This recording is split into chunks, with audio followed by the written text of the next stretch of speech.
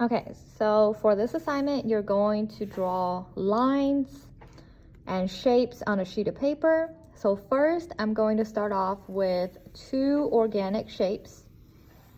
Organic shapes are shapes that do not have a name. And I'm filling up my entire paper. So I have 2 very similar shapes, and you can make them as different as you want to. So now I have an overlap that created a 3rd shape. So after I have my 2 organic shapes, I'm gonna go ahead and draw just some random lines on my page to separate my page. I'll do another line over here, and then I feel like I should have one going this way. So I'm using curved lines, but you can use straight lines and use a ruler, or you can freehand a straight line just like this. So in each of these boxes now, I've got all these different shapes from my lines and my organic shapes, right? So I'm gonna pick a box to start, and we have to draw a pattern. So a pattern is something repeated, and you have to use your different lines. So I think I'm gonna go with curved lines,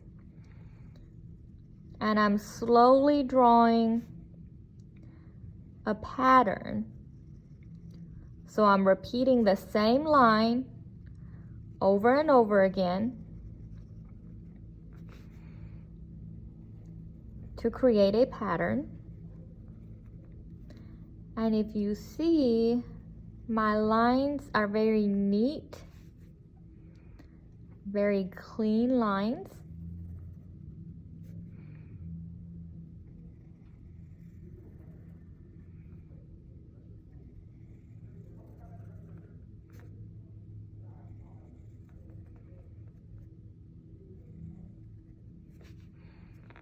And then when I get down here, I'm gonna go with this side.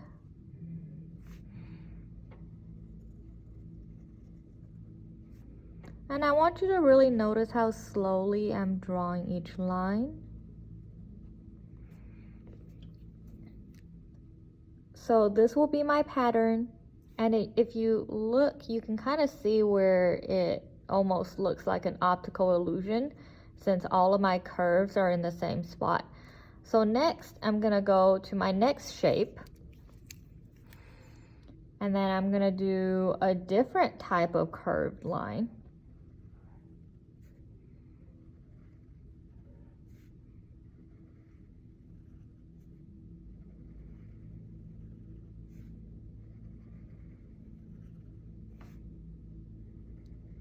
And if you notice, the spacing between all of my lines are very similar. So that's what I mean by showing good craftsmanship. You're taking your time.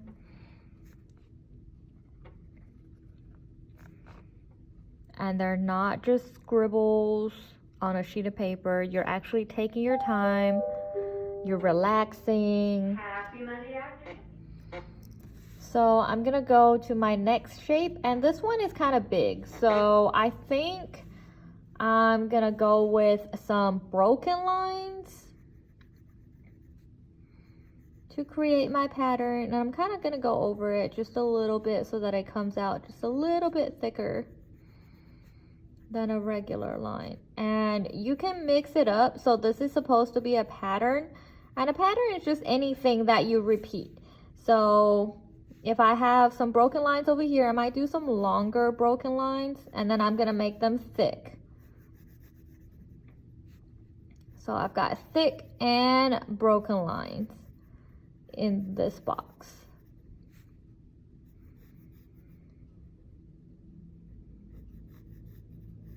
And you can do this with a pen, or you can do it with a pencil. If you do this with a pencil, you need to be careful not to smear it. So again, I'm coming back to this very thin shape.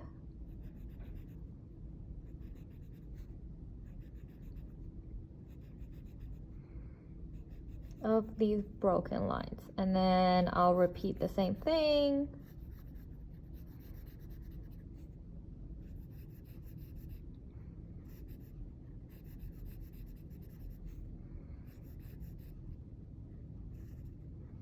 And I've got these thick lines going on. And if you want to use a ruler for better craftsmanship, that's completely fine. I understand that not everyone can draw a straight line. I've had lots of practice. And again, just put my broken lines.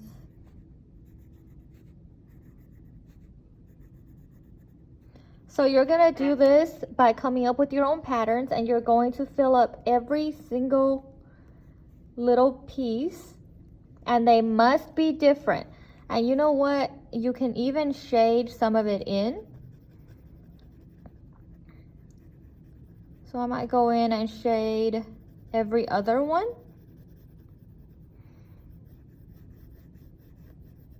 To make it look a little bit better.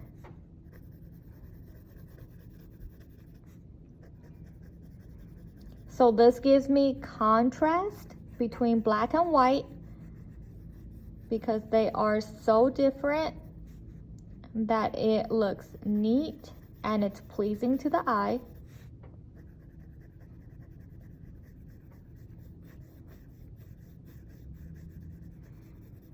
And you can do this with a thin Sharpie if you want to. Just not a thick marker because they won't look as neat because they won't have intricate lines. So even this tiny piece right here, instead of putting a pattern in it, I might just go ahead and shade that in.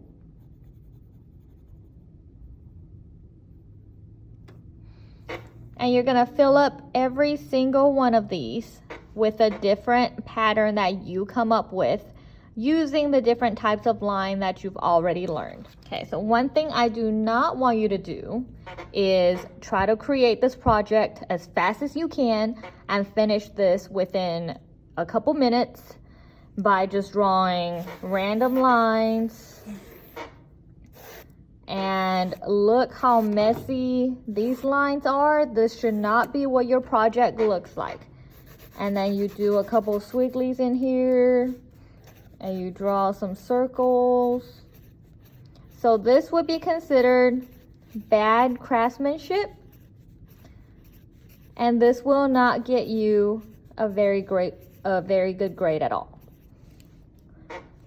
And then you want to shade this in. Or you want thick lines right here. So you have to remember that Miss Ledbetter likes good craftsmanship, and that's what most of your project grade is going to come from. So make sure that your project ends up looking like this, where it's neat, very clean lines. Use a ruler if you have to, and not like this where it's messy and it shows little to no effort.